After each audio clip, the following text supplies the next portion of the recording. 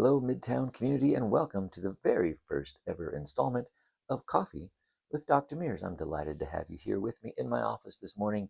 I have a very exciting conversation in store for you, and let's jump right into it. Today, we're going to talk about school uniforms. Everybody loves talking about school uniforms. Our students can't get enough of it.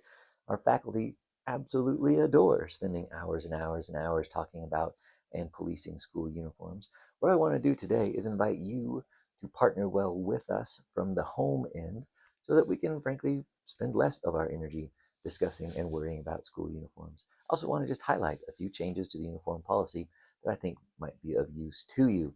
The entire policy, of course, is available on the Academy's website, but just a few things that I want us to think through today. First, the shorts. This year, guys can wear shorts from any vendors. They do not have to be khaki shorts from Flynn O'Hara, so you can pick the style or the brand of shorts that you would like. I will say what we've asked our guys to do is wear shorts that come roughly to knee length. They don't have to be entirely to knee length, but maybe think 7-ish inches of inseam on the short seams. I don't have an example to show you, but our girls' skirts need to be fingertip length. I know when they come from the vendor, at times they're quite long and they are hemmed. But if you're hemming or unhemming or whatever it is you're doing there, would you please try to ensure that your girls' skirts are fingertip length when they come to school? Let's see, next up, real oldie but a goodie, and real quickly, just the belt, standard issue belt. They are required part of the school uniform and seem to be being forgotten quite a bit as we've started off our year. A quick word about the blazer. At the Academy, we wear the blazer on formal uniform days. Guys must always wear the blazer. This year, new to our uniform policy, girls are also allowed to wear blazers. Now, the blazers are the one piece of outerwear that does not have to have a crest on it. Any navy blue blazer will do, which is great because then you can use it for other occasions such as church or weddings or the like. So the blazer now available for both guys and the girls to wear. The girls can also continue to wear the crested cardigan that has been part of the formal school day uniform in the past. One note about ties. Ties are a part of the guys' formal dress uniform. They are not a part of girls' formal dress uniform. So girls will just be wearing the crested blouse or the crested polo underneath their shirt, but no tie for the girls. Let's see, next up, a student favorite, the crew neck sweatshirt. See a lot of these on campus. Kids seem to really enjoy wearing them, and I don't blame them. They're pretty soft and comfortable. The feature I want to point out on the crew neck sweatshirt is the collared shirt underneath it. That is a must in the school uniform.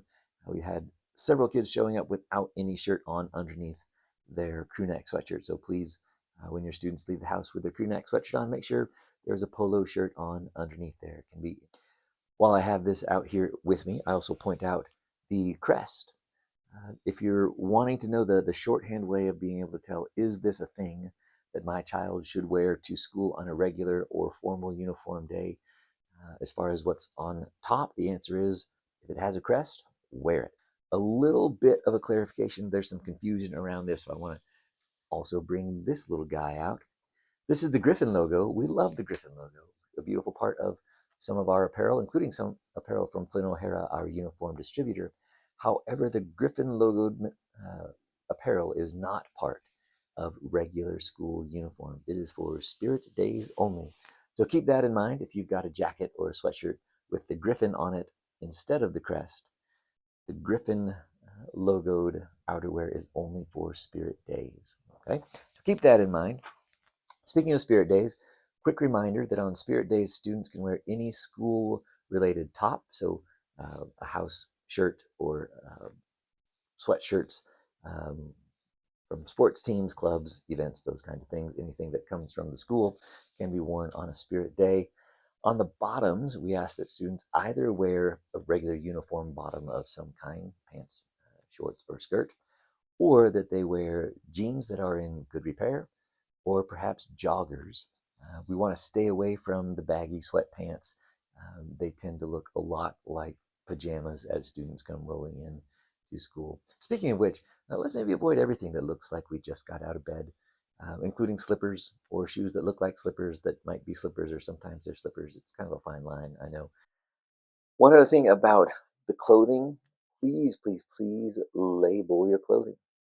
And while we're at names, I would love to see you write some names on water bottles. I think I probably have $300 worth of water bottles sitting in the lost and found also that don't have names on them, so I can't return them to the people to whom they belong.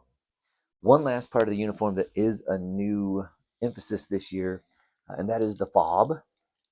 Now, here's why this is important and why we've made it part of our uniform. So when we do uniform checks at every class, we have to be able to see the student has their fob on them. The fob is the single most significant part of our security here at Midtown. It is the way that we ensure the right people are in the right places in the building. I've told students they can get their own lanyard. I prefer the Grinch lanyard. Others might prefer OU or OSU or whatever. I've seen a Thunder one here and there. So students can choose their own lanyards as long as that doesn't become a distraction. I've also seen some students doing the kind of security guard zippy string thing that pulls out and then zips back in. That's great. The only real requirement is that each student's fob is visible on their body at all times. One more thing, I want to invite you to come have coffee with me for real. Come here to my office, or we can meet at Harvey. We can meet at one of the other coffee shops here down here on Broadway. But I'd love to have a chance to sit down and have a real cup of coffee with you and get to know you a little bit. Have a great day.